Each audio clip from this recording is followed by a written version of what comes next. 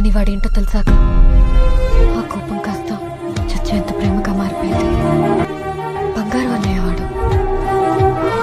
ఇన్నాళ్ళు వాడు మేడం ఆ పని నేను కావాలని చేయలేదు అని ఎంత చెప్తున్నా వినలేదు. భయపెట్టాను, బాధ పెట్టాను, ఏడిపించాను, పరిగెత్తించాను. వాడవన్నీ భరిస్తుంటే చేసింది తప్పు కదా, వాడికి వేరే దారి లేక భరిస్తున్నాడు అనుకున్నాను. భరిస్తూ పోయాడు. చూడు, భరించే భర్త దొరికితే ఆ అమ్మాయి అంత అదృష్టవంతురాలు ఇంకెవరూ ఉండరు.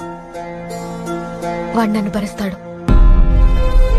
భూదేవికున్నంత ఓర్పుందన్నయ్య వాడికి. ఇంతకన్నా గొప్పోడు ఏ ఆడపిల్లకు దొరుకుతాడన్నయ్య. అందుకే వాడితో లవ్ లో పడిపోయాను.